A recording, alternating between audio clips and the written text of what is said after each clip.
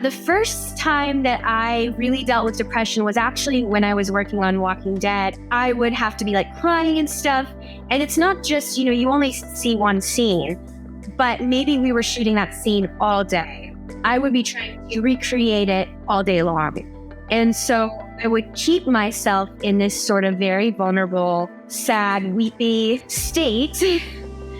And I was finding that then on my drive home from set, the smallest thing would make me cry. Welcome to the Dealing with Feelings webcast.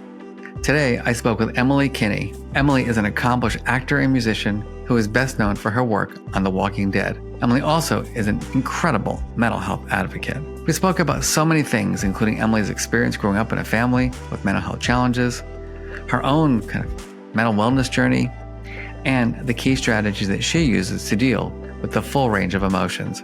I learned a ton, really enjoyed the conversation, and I hope you do too. Emily, welcome. Thank you for having me. I'm just beyond excited to interview you just about all things Emily. I like to ask people when I start, how are you feeling? I'm feeling good. It's really beautiful outside today in LA. Yeah, I had enough time this morning to do things I want to do, like go get a coffee, go for a little run, walk around the reservoir. So I'm feeling good today. Yeah. If you were to think of an ideal morning, do you have something do you have three things that you like to do? Yeah, morning routines are kind of like an obsession of mine, what are other people's morning routines? Mine is always shifting. There's been times in my life when I've been really structured about it. And then there's been times when I've been a little looser, particularly when I've been traveling or if I'm shooting something and I'm away from home, I like to have a little bit more of a structured one because I just feel like kind of gives me the anchor of something familiar. So yeah, I like to make my coffee in the morning. Or this morning, like I said, it was really nice out and I wanted to get out right away. So I went and got my coffee from someplace. But making the coffee sort of is just a meditative thing for me. And then I usually try to write a page or two or three. It just depends on how I'm feeling. And I meditate. I usually meditate after my coffee. I know some people are you're just to calm yourself down and your brain's going, but for whatever reason, I do that.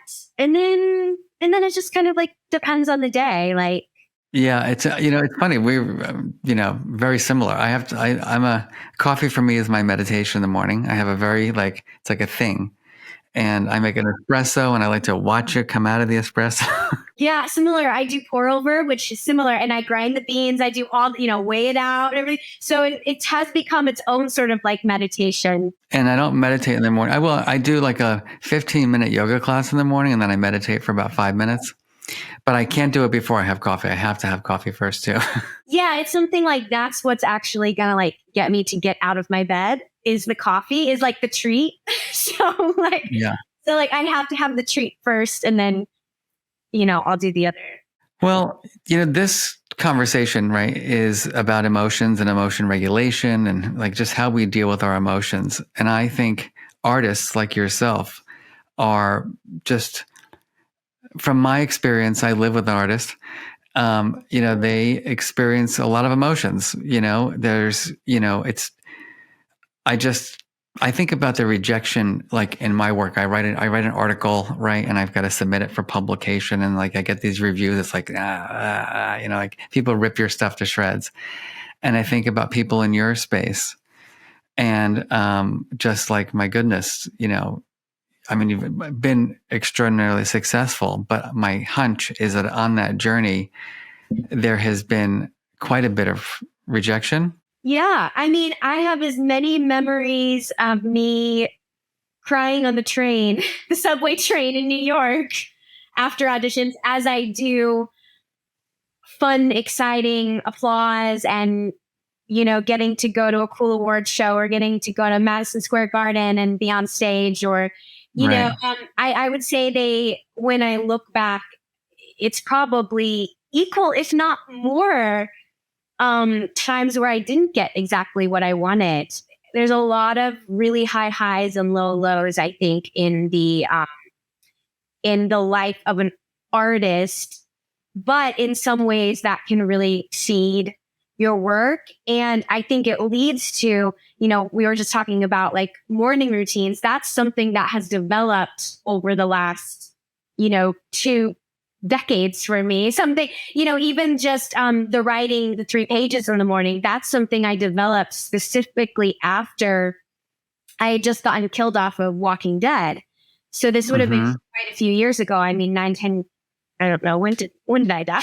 A long time ago, but quite a few years ago. And I remember when I found out my character was going to die, I went to the bookstore and people had been talking to me about the artist's way. And I went to the self-help section because I was like having all these feelings, bought a couple self-help books, the artist's way being one of them. And then I started just religiously in that time period, every day doing 3 pages, morning pages, just to sort of like get my feelings out. One, because it was a secret too. So like I couldn't really talk about it much. I knew it would be a big shift for me. Just from living where we shot the show to like being more back in New York City. And I wanted to figure out how to make the transition something that I could deal with. And so was writing became one of the strategies for you? Yeah, the writing the 3 pages. And something else it really helped with as well was it's interesting it was like stream of consciousness. As I've gone throughout the years, I've had times where I haven't been as into it, or like I said, sometimes the writing, I don't need to do that. And it's more of like a to-do list or something like that. But in the time that I really needed it, or in the times now when I've really needed it, it's just 3 pages, stream of consciousness, and literally just whatever you feel or whatever you're thinking or gibberish or anything. And one thing where it really helped me was looking back, it's hard to write the same thing over and over and over again. So I think you just naturally start to make shifts. You're like, oh, I was complaining about this boyfriend every day. Like, what can I actually don't want to write that same complaint down again. Is there something I can do to change this? And it just naturally happens, less like, oh, I'm going to change my life and be amazing. It like comes kind of more naturally. And so I found, or even like being upset about dying off the show or my ideas, if you write down the same idea every day, you're like, oh my God, like, why don't I do that? Why don't I ask that person if they want to write a song with me? Why don't I, so it can be helpful in the moment. And then when you look back, you realize how doing a practice like that can lead you in a new direction. That's cool. I really, it's funny because I'm a writer also, a different kind of writer. I write, psychology stuff. But I never thought of it the way you just shared, which is like, if you journal about like it does, you'll get bored with yourself, right? Writing the same thing all the time. And it's kind of like just the act of just pushing yourself to do it almost forces you to go different places. Yeah. And it wasn't as much, I got this from the artist way, and they say to just like throw away the pages because you don't want to judge it. I think it just brings it's like, in another way, like when I'm, for whatever reason for me, because I like yoga, when I take a hot yoga class while I'm writing a chapter, let's say from my book, everything comes together for me. It's the weirdest thing. I remember with my last project, I told the yoga teacher, I said, like, this is going to be weird. And I know you're not going to like it, but I have to keep a pen and a notebook next to my yoga mat because I'm going to come. And then because I'm in this flow, I'm going to forget it. But I just, for that couple of months when I was finishing up, it worked great. Oh, that's amazing. Yeah. I'm just curious, with you going back, I hate to be like going back to rejection, but I'm really just curious, because people talk a lot about resilience and I don't love the term, in general because it sounds more like you've got it or you don't. And I really think of it as something we cultivate, over time. Yes. And so, when you get the bad news, when you don't get the part, when the song doesn't come out or people don't like it maybe as much as you like it, what is your go-to in terms of like, how do you face that and manage it? Yeah. I mean, part of being an actor is rejection. But yet at the same time, you don't want the rejection to harden you in a way in which you can no longer be open, because part of the talent of being an actor is going into a room and revealing something of your soul, even if it's funny, even if it's sad or whatever. Like, what makes you connect is really being open and being really vulnerable and maybe messing up. When you're on stage, like at any moment, you can mess up. And so you don't want to become like guarded either. So it is this sort of delicate balance. And it's something that is, again, like, it always is taking some tweaking to figure out. When I was 15, I convinced my mom. I lived in Nebraska, and I was always finding like auditions in different newspapers and stuff. And trying to convince her to like take me to auditions, because neither my mom and dad were not artists. My dad is he sells seed and fertilizer to farmers, and then my mom's an accountant. But for whatever reason, my mom was like, okay, I'll take you to this open call audition for the Wizard of Oz. It was just like a mom and daughter like weekend. It was more meant to just be like a little weekend in LA. And like, I'd never been to New York City or anything like that. So I got her to let me go, and I went to the Pantages Theater, and I made it through a couple rounds. This is like a huge long line of people going to this open call. And I didn't get it, obviously. And I remember walking back to the car, and I just started crying, and my mom was like, you did so good. Like the fact that I even made it, I'm from Nebraska. I've never done anything.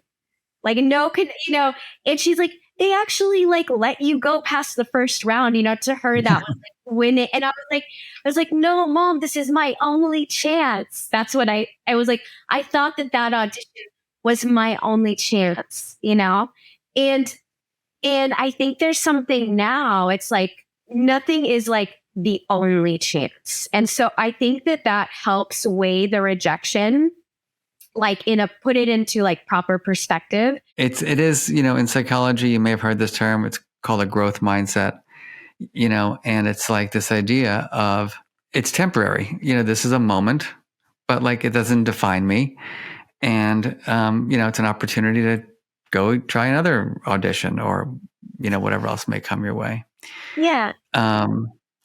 So it's a great mindset to have. And do you think that continues with you, kind of that kind of mindset, or do you have other strategies that you use? Yeah, I mean, I think perspective of this isn't the only chance is something that I've gained because that's been the truth. Like not just because of my mindset, but because like I've seen it to believe it. And I'm like, I went and so that is a big one. I think also giving yourself time to grieve. Like when I first moved to New York City, I sort of started this practice of when I would get done with an audition, I would usually try to walk home if it wasn't too, depending on where the audition was, but kind of, I would say I can analyze the audition and be sad about it and work it through in my brain for the walk home.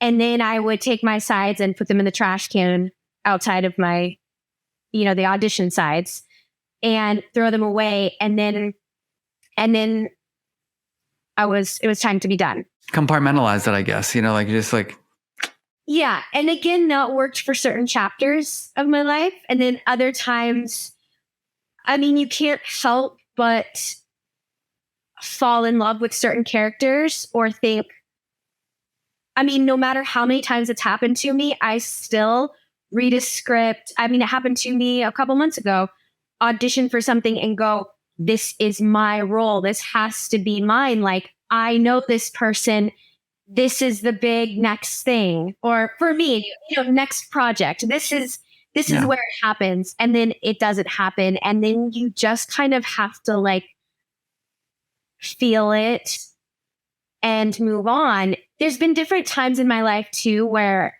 I've had to go, oh, do I want to deal with this much rejection in my life? Like, do I want to continue to be an actor and put myself in this position where the thing you get excited about and put your heart and soul into, then someone says, no, thanks, over and over again. And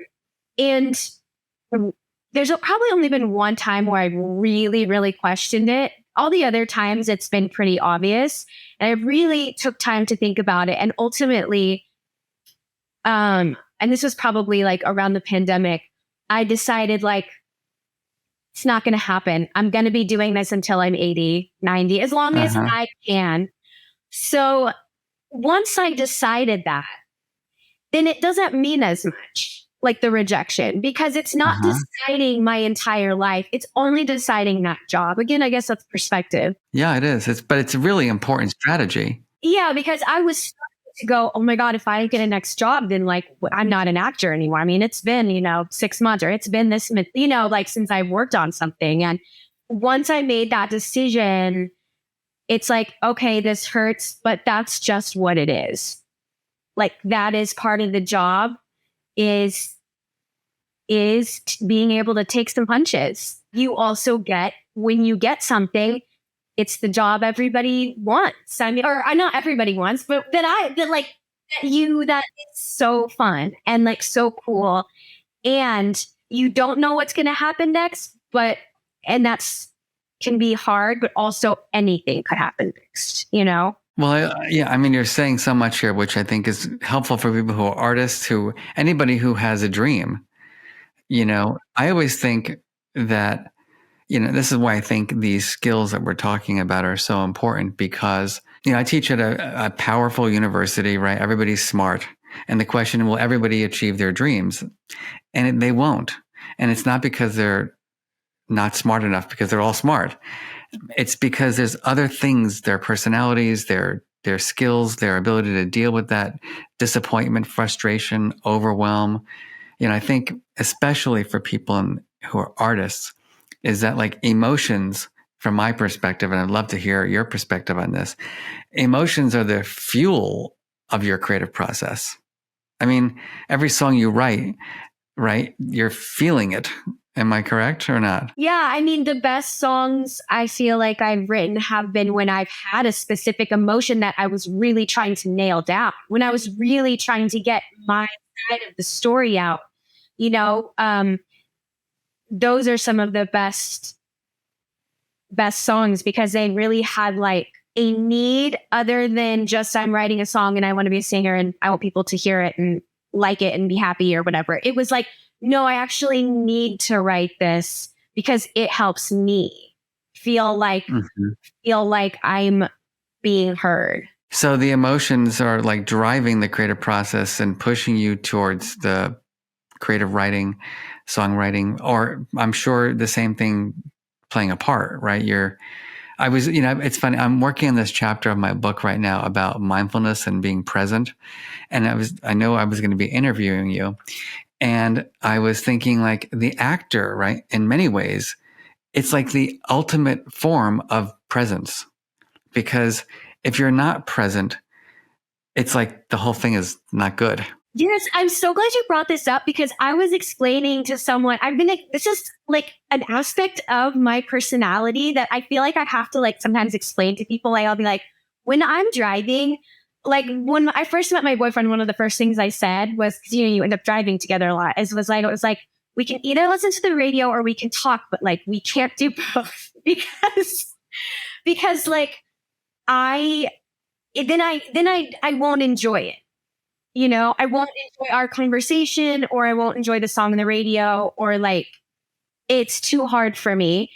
And one of the things that I love about being on stage, from the time whether it's acting or music, cell phones are off, we're all focused on one thing. The stage manager's looking at everyone's watching the stage, the audience that, particularly in theater.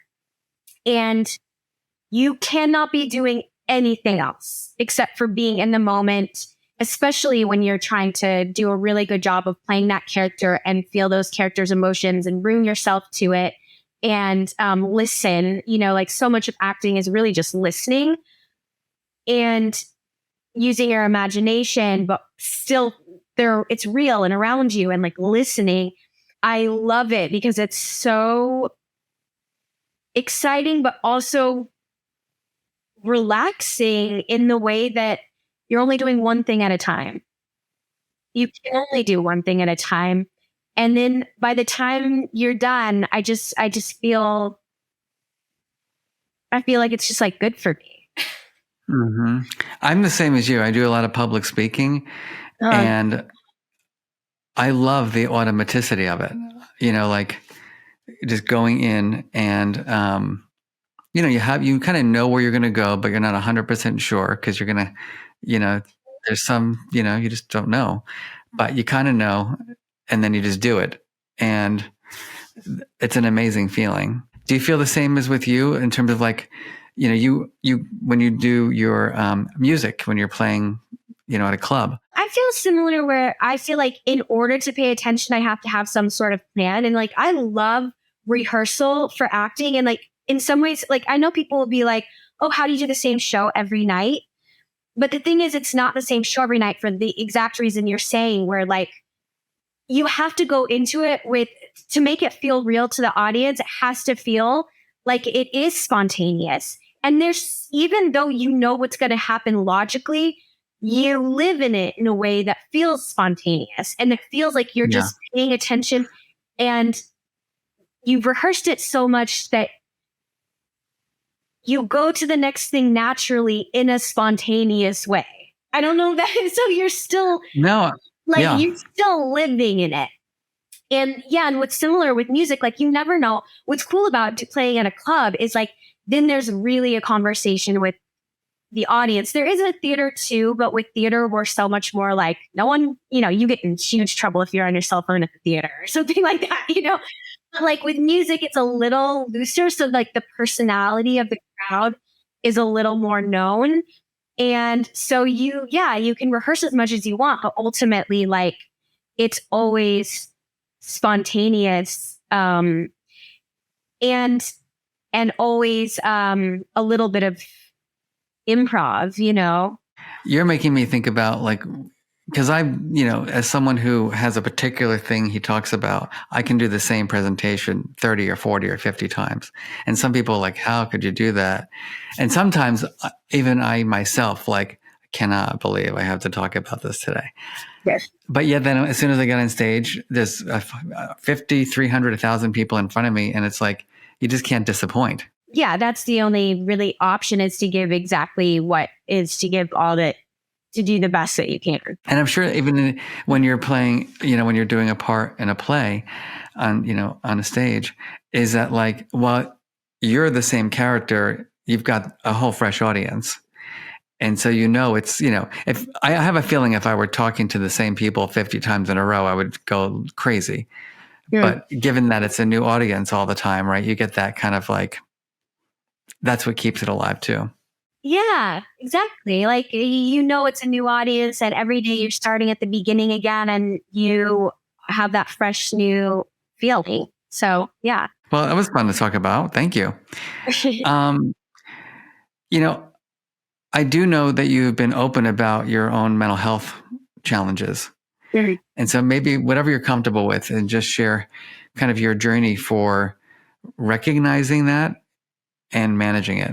A lot of people in my family deal with some pretty intense mental health issues as well as addiction issues. And those things complicate, like we're saying, like dealing with rejection or dealing with, it can kind of complicate how you learn to deal with your feelings and your complicated emotions. So I think sometimes it can be kind of a mystery to know, is this just something where I need to kind of like feel my feelings, write a song, and then go back to and being, and get over it kind of thing, Mm-hmm. Is this something that's kind of something deeper or something a little more, I guess, chemical or confusing. But yeah, the first time that I really dealt with depression was actually when I was working on Walking Dead. And I actually think acting had a little bit to deal with some of it, to be completely honest, because Mm-hmm. the show, I don't know if are you familiar with the show? I am familiar with it. Yeah. Oh, okay. I mean, but like, it's the end of the world apocalypse. People are dying Yeah. around me, blah, blah. And I had some season, like, I think it was between seasons 3 and 4. And seasons 3, I had these days on set where I would have to be like crying and stuff. And it's not just, you only see one scene, but maybe we were shooting that scene all day. So Mm-hmm.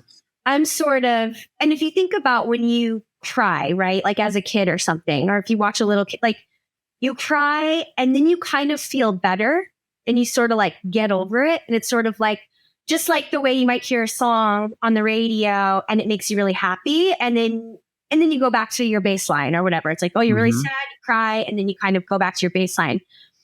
And when I'm acting, like the crying for me isn't a mechanical thing. It's something I feel like I'm usually like really feeling. And I would kind of keep rather than feeling better after the cry, I would be trying to recreate it all day long. And so I would keep myself in this sort of very vulnerable, sad, weepy state. And I was finding that then on my drive home from set, I'd talk to my sister, I'd talk to someone, and the smallest thing would make me cry. And when I got done shooting that season in particular, I went back to the city.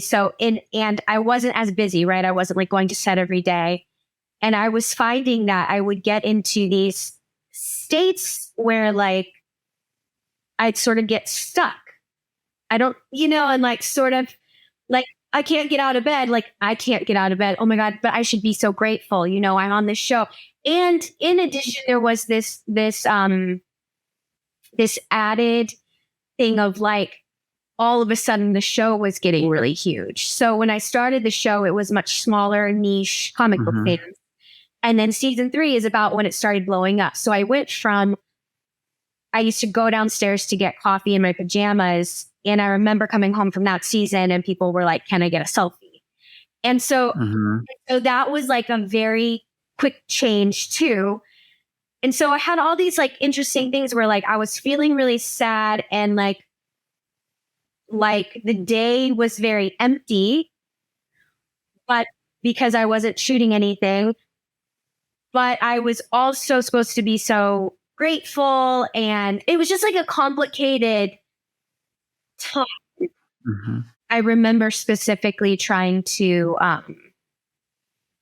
find something to eat this sounds so stupid, but like find something to eat. Like I'd be like, oh, maybe this coffee will make me feel better. Maybe this ice cream will make me feel like, because I didn't have much of an appetite. And I was like, oh, something that will taste good. And so basically what I'm saying is like, nothing was giving me joy, right? Like, like I'd be like, oh, I couldn't find anything on TV that would be fun to watch.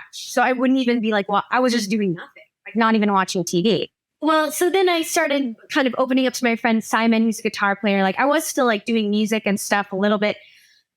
And he said, oh, you should talk to someone. And everyone in my family, like no one goes to, despite the struggles, like no one goes to therapy in my family, or they didn't at the time. Actually, many of them do now, but at the time they didn't. So I went to therapy and I had asked a few friends if they knew people. And so that was the big, like kind of like, not big, but that was like the first time I really dealt with it felt confusing to me. Like I didn't know what the sad feelings were coming from. But to get back to the thing about the acting and being on set, one of the things I discovered through therapy was, this not letting the emotion change and like like not letting myself go to the next thing. Instead, just like staying in the same like rumination. I had almost trained my brain. I'd almost trained my brain to like ruminate all the time, you know? And so like just learning different little tricks to get me out of that. And then I also have used like medication and things as well to help me. And so I'm curious to know, like, what were some of the tricks? Well, one of them, yeah, I mean, so there's some of them are just like so simple, but even things like breaking things down into tiny pieces. So like if I was in my bed, like one of the things is like, I'd be like, I don't want to get out of bed. I don't know why, you know, it's like, okay, well, just break it down to like, I'm just going to put like my feet on the floor. I'm just going to put on my jeans. I'm just like the smallest, like I'm only going to do one thing. So like mini goals. Yeah. And then, so that was like one that was sort of like immediately helpful, because it made everything seem, and it still is like, I still go back to that when I feel like I'm like, oh, what am I doing with my life? I go like, well, what do I need to do right now? Like right now, I need to, I don't even know, you know, there's no gas in my car. I need to put gas in my car. I need to, you know what I mean? It goes back to that present moment thing we were talking about a little while ago.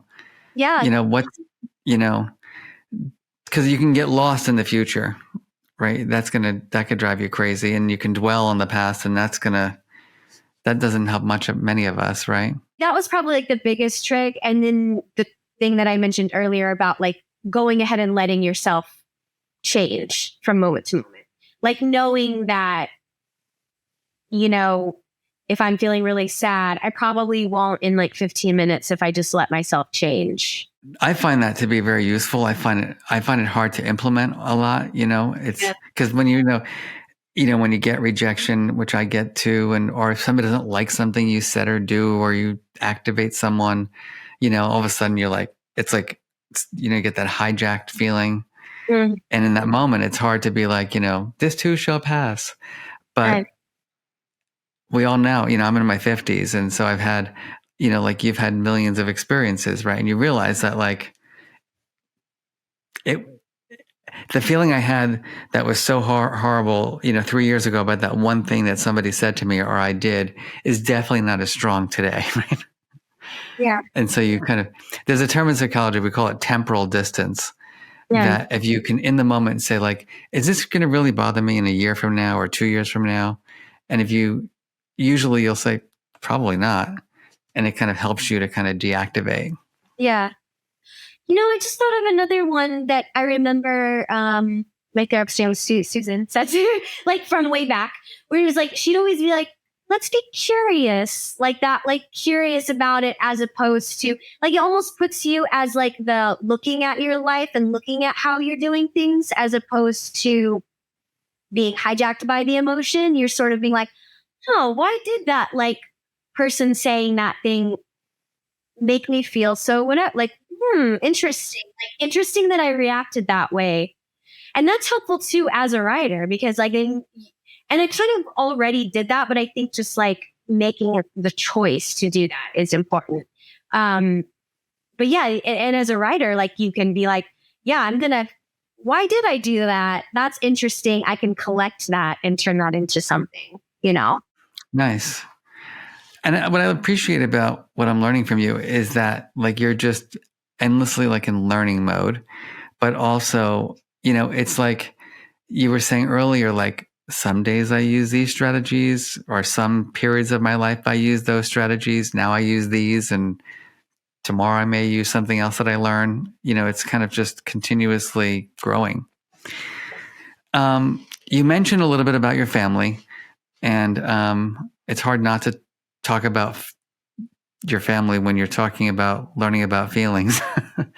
So given that you are, in the entertainment industry, I thought it would be fun if I were to ask you this question, which is, if you were to title the movie that would describe what you learned about emotions growing up in your house, what would you title the movie? The thing that's first coming to mind is something that I've said to people before, and I've realized it's partly because of the environment that I grew up in, but it was like, I want to say something like, carry your own bag, or like carry your own, like make sure you can carry your own suitcase. Like when you go to the airport, like never pack as much that you can't carry your own. Like don't assume that people are going to help you, which that makes it sound bad. But I've always thought like It's okay. that makes it sound like I'm saying like your family's not going to help, but more just like I think I found growing up that the ways that I could almost be the most helpful is by making sure that I wasn't the problem. What age do you think that became a reality for you? Yeah, I think pretty young. I mean, I want to say like, I don't know if it was like fully a decision until later, but I would say like not, I mean like early, like before 7. Mm-hmm. You think you just witnessed things I think and you're like, creating, my own space that was in order, was my way of not only helping myself, but also helping the family. Like not having, because I knew other people were struggling, like I can take care of things myself. yeah. Well, it's interesting. That's like, it's a burden, right, on a kid to have that mindset.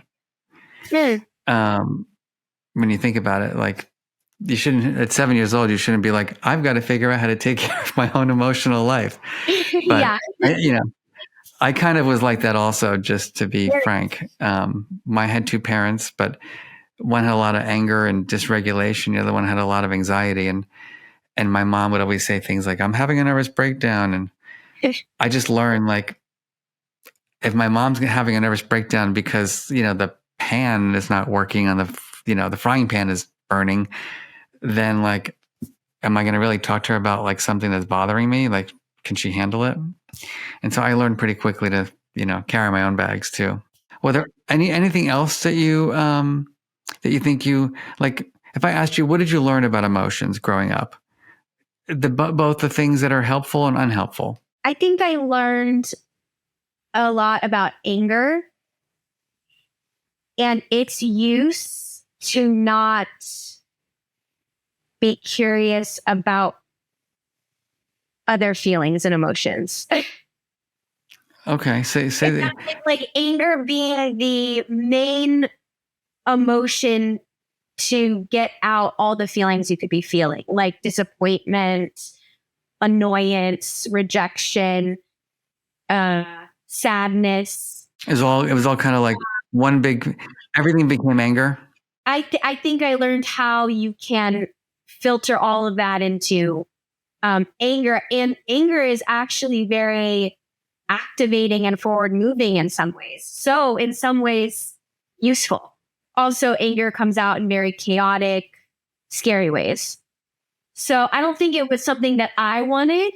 So then what happens is I see how has been useful. Like my family's also very accomplished, I have to say. Like my sister went to the Air Force Academy, was like fifth in the nation in high school. Like my little sister is a DA, like went to UCLA on a full scholarship. So like we're talking like, and my parents both like worked when I was younger to like get their MBAs. They were the first in their families to like go to college, like very motivated like people. Also, something I'll often say to like a lot of my friends is like, I feel like my family is a lot of frustrated artists. So not having like, because I am a musician and an actor, I get all these different colors of emotion and I get to really like be curious. And that's my job, is to literally like sort them out. And I do feel like my family hasn't had that privilege of being able to necessarily sort them all out. They're definitely like art lovers and music lovers. Like my dad's a huge music fan. But in the way that they feel safe to show their emotions, it's mostly very activating, chaotic anger. Yeah, it's interesting you say that, because it seems it's an easy emotion to clump all other emotions into. Yes. Like you were saying, and if you're a man, you're not going to show you're disappointed necessarily, right? It's easier to be angry. It's just high energy, Mm-hmm. yelling, screaming, or whatever the heck it is. And, a lot of my work is about emotional granularity, is like helping people really get specific, like the differences between anger and disappointment. We see anger is about like an injustice or a perceived injustice, and disappointment is about an unmet expectation. And so, like, how you talk about those feelings and how you deal with them, are completely different. And just like when you're if you're acting or playing a song, you want to, I think, get really specific about the feeling that you kind of induce. Yeah. And part of what we love about a song is when we go like, oh my God, they got that feels exactly how I felt in that moment. They got it exactly right. Yeah. Let's listen to that song 5 more times because it like gave me this exact feeling that I now want to feel again or whatever. Cool. What I've been doing is I really want people to learn other things about how you deal with your feelings. And so in my, I have a book that I wrote. It's called Permission to Feel. And there's a tool in the book that we call it the mood meter. Do you see that? Yeah. And so there are all these different quadrants of emotions and colors. And it's a scientific model, but we'll go into that another time. The yellow quadrant is all about high energy emotions like happy, ecstatic, hopeful. And so, Emily, when you're in a place where you just want to be in that yellow quadrant, what do you do? I think something physical, like running or music for me. Like music is such a big one, but I feel like that's going to be every quadrant. Because if I want to feel sad, music, yeah. But like the right music, I feel like can really get my energy up. I also think being around, I think having certain kinds of conversations get me in like that really excited place. What about when you want to kind of be calm, content, tranquil, peace? What's that green quadrant? Yeah, being home, meditating, reading a book, listening to music, but I don't really listen. I guess more just like being home. I think like being in a really safe, homey environment. All right. And now you're the emotion quadrant that you're used to from your family growing up in, right? That red quadrant, right? That anxiety, anger, activated quadrant. When you're there, what's your strategy for dealing with it? Oh yeah. Step away. Build a fort. Focus on, go back to the almost same things I do for depression of like, like, what do I need to do for me? Like this, yeah. If I get a rage text, I just put that away and try to just do the next thing that I need to do for me in the day. So yeah, I think the way I downregulate from the anger is that, or actually I do think like running and walking have really always been useful to me as well. Like if I'm feeling really angry, I think a good like walk or run is really, really helpful to me. I appreciate that. So we're going to wrap up by asking one big question.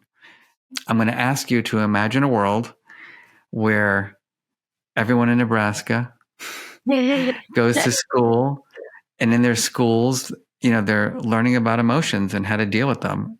And families, take this work seriously. And the people who do your auditions understand, right, that people have feelings and support them in regulating them. What do you think the world would be like when that's a reality? I think it will be a more peaceful place. I think it will actually be more productive. And I think I imagine a lot more creativity from lots of different kinds of people in a world where people are able to express and deal with their emotions in a healthy way. I just imagine there'd be a lot of creativity from lots more different kinds of people. Cool. Before we end, I would love for you to just share where people can learn more about your music and everything about you. So what's the best way for people to learn about you? Yeah, well, I just released an album called Swim Team, and you can stream it anywhere you listen to music, like Spotify, Apple Music. You can also order vinyl. If you listen to vinyl from my website is emilykinneymusic.com. And then I do play shows, like I'm playing a few in May. I'm not sure when this will come out, but you can get information on my shows usually on my website, or also like Instagram, TikTok, Twitter. And my handle for those is just Emmy Kinney. So EMMYKINNEY. And I'm pretty active on Instagram and now TikTok especially, but TikTok is Emily Kinney Music. Awesome. Well, Emily, thank you for spending an hour with me talking about feelings. I really appreciate it. I hope you enjoyed my conversation with Emily Kinney. My big take-home message was the power of music as a form of healthy emotion regulation. I also learned about the power of routines in journaling to help us deal with emotions. And truthfully, the most powerful thing for me was her incredible ability to use rejection as an opportunity for growth. Let me know down below in the comments your thoughts about today's episode. I'm particularly interested in hearing how you deal with rejection. What's your way of reframing? And if you enjoyed today's episode, I want to invite you to subscribe to my YouTube channel, share episodes with your friends, and follow me on social media for additional tips and strategies. Really glad to have you on the Dealing with Feelings journey along with me, and I'll see you next time.